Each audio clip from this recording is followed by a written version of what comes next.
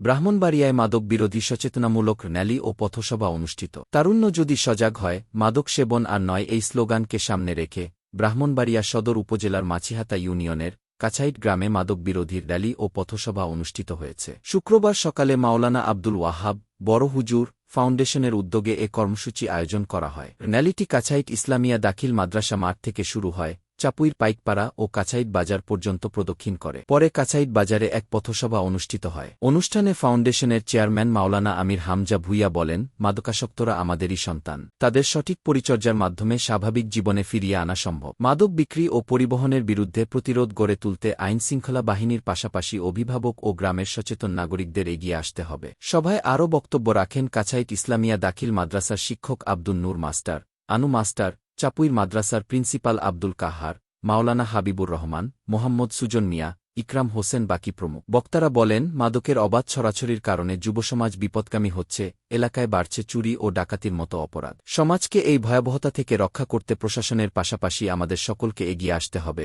মাদকমুক্ত যুব সমাজ গঠন করতে আমাদের যা যা করণীয়, আমরা ইনশাল্লাহ সমাজকে সচেতন করতে তাই করব।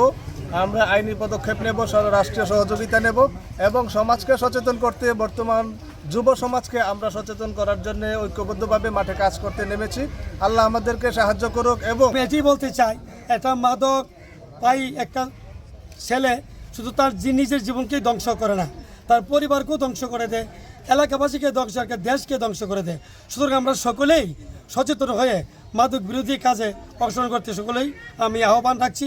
এবং আজকে বাংলাদেশের প্রতিটা আনাচে কানাচে মাদক ছড়িয়ে পড়ছে।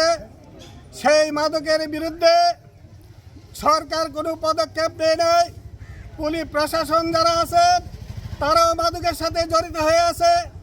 আজকে দেখা যাচ্ছে অত্র এলাকার মধ্যে প্রত্যেকটা গ্রামের মধ্যে মাদকের কারখানা হয়ে আছে।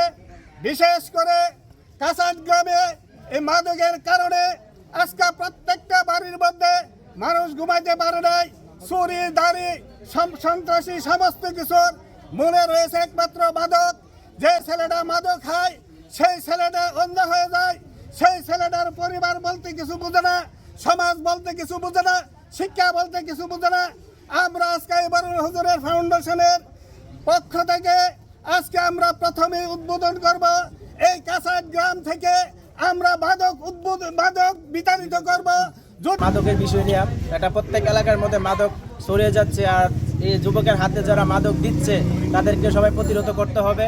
এটা প্রশাসনের কাছে হোক, আমাদের যুব সমাজ হোক, আমাদের এলাকার যে গণ্যমান্য ব্যক্তিরা আছে তারা যদি আমরা সবাইকে এইভাবে নিয়ে গুছিয়ে সবসময় এগিয়ে যাই, তাহলে ইনশাআল্লাহ এটা মাদক মুক্ত হবে। এই দেশ পুরাটা একদিন মাদক মুক্ত হবে। এই বলে